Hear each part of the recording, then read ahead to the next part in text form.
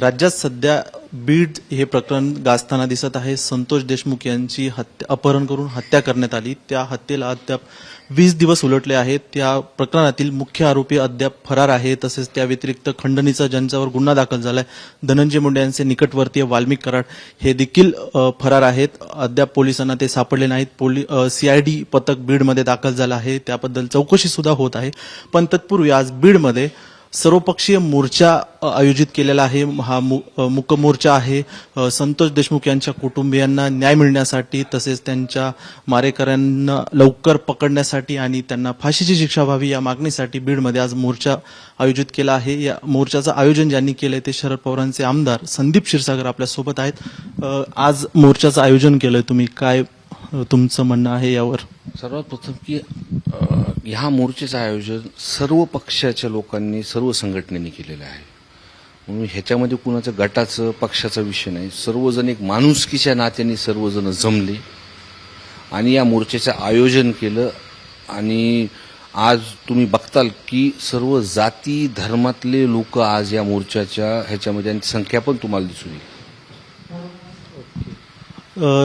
सत्तेतलेच आमदार आहेत सुरेश धस, प्रकाश सोळंके हे दोन्ही सत्तेमध्ये आमदार आहेत. हे सध्या तुमच्यासोबत म्हणजे या प्रकरणाचा तडा लावताना दिसत आहेत, म्हणजे सर्व लावून धरतायत हे प्रकरण. हे सत्तेत आहेत. हे सत्य म्हणजे त्यांच्या सहकारी जे आहेत धनंजय मुंडे त्यांच्यावरती ह्या पद्धतीचे आरोप होत आहेत. त्यांचे निकटवर्ती आहेत. हे मोर्चामध्ये सहभागी होतात. एकंदरीत म्हणजे देवेंद्र फडणवीस म्हणतात बीडमध्ये लॉलेसनेस परिस्थिती. याला जबाबदार कोण वाटतं तुम्हाला?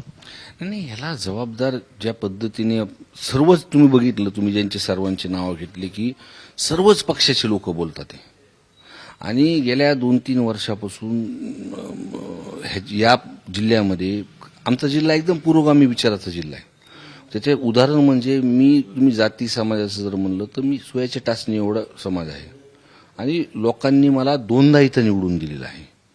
पण ज्या माध्यमातून वाल्मिक कराडांनी हे सगळं हाताळलं किंवा त्याचा उल्लेख सुद्धा केला की जसं काही सुरेश धस अण्णांनी केला की भाड्याने देऊन टाकल्यासारखं त्यांनी धनंजय मुंडे साहेबांनी त्यांना दिलं होतं. आणि जी वस्तुस्थिती असताना सुद्धा गुन्हे दाखल होत नाहीत आणि खोटे गुन्हे दाखल करतात. आणि मूळ माणूस हा वाल्मिक कराड आहे की त्यांनी ह्या दोन्ही जातीमध्ये एवढा तेढ निर्माण केला आहे. जर तुम्ही हे मोबाईलचे सगळे CDR रिपोर्ट बघितले, सगळं वस्तुस्थिती बघितली आणि मीडियाने सगळं बघितलंय ना. आपण सुद्धा गावात गेलेत, एखादं पॉलिटिकल आपण स्टंट किंवा एखादं पॉलिटिकल केस करायची असतील तर लक्षात येतं. मग सभागृहामध्ये बोलत असताना हे सर्वच आमदार भाजपचे अभिमन्यू पवार सुद्धा एक माणुसकीच्या नात्याने तिथं बोललेत ना. सरकारमधून सुद्धा सीएम साहेबांनी आणि अजितदादांनी ह्याच्यावरती ज्या काही प्रतिक्रिया दिल्या, जे काही ॲक्शन घेतल्यात, त्यांनी नवीन SP दिले, त्यांनी कारवाई ज्या पद्धतीने केली, 2 दिवसामधून तपासाला वेग आहे. 2-3 दिवसामध्ये काही गुन्हेगार अटक झाले, 2 नंबरचे धंदे बंद झाले. पण फक्त धनंजय मुंडे साहेबाकडं मंत्रीपद असल्यामुळं मला वाटतं एक नैतिकता त्यांनी दाखवून जिल्हा सगळं हा म्हणतंय की तुम्ही ह्या मंत्रिपदाचा वापर ते संरक्षण देण्यासाठी या वाल्मिक कराडला ते देतात.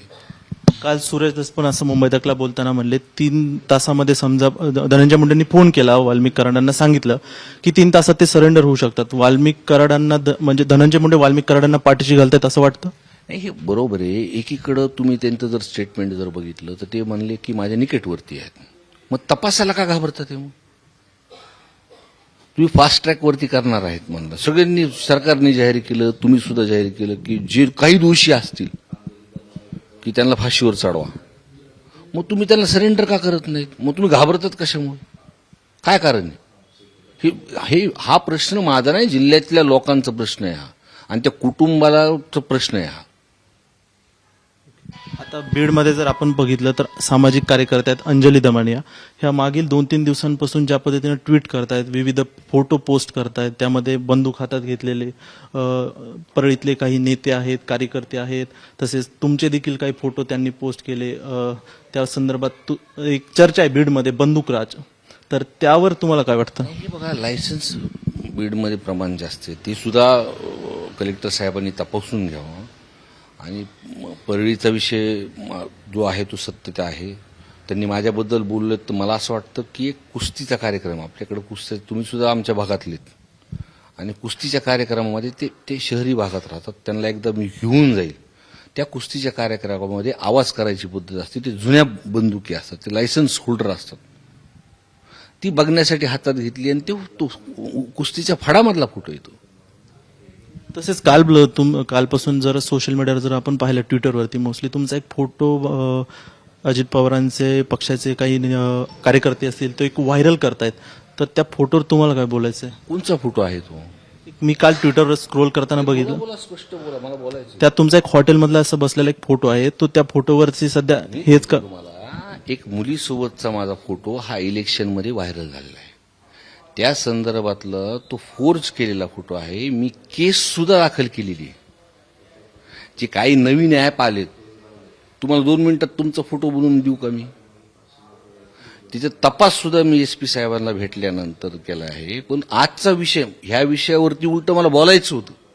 पण हा विषय काय आहे की आज त्यांना न्याय भेटण्यासाठी भेटणार आहे. आणि त्या विषयामध्ये सुद्धा तो फॉरेन्सिक लॅबला तो फोटो दिलाय, मी स्वतः जाऊन दिलाय की ह्याचा तपास करा. आणि जे कुणी जे व्हायरल करतात आहे ना, ते सुद्धा त्यांचे नावं सुद्धा मी तिथं दिलेले, ते सुद्धा समोर येईल. अजित पवारांचे 2 आमदार आहेत, विजयसिंह पंडित आणि प्रकाश सोळंकी, हे रस्त्यावर उतरलेत. पण त्यांचेच एक आमदार आहेत अमोल मिटकरी, ते म्हणतायत की बीडमधील काही नेत्यांनी सुपारी घेऊन धनंजय मुंडेंना बदनाम करण्याचं काम करतायत. अमोल मिटकरी, मला असं वाटतं त्यांनी त्या कुटुंबाची एकदा भेट घेतली पाहिजे आणि वस्तुस्थिती त्या गावाच्या सगळ्या लोकांना जाऊन भेटली पाहिजे. आम्ही कोणत्याही पद्धतीचं राजकारण ह्याच्यामध्ये आणत नाही.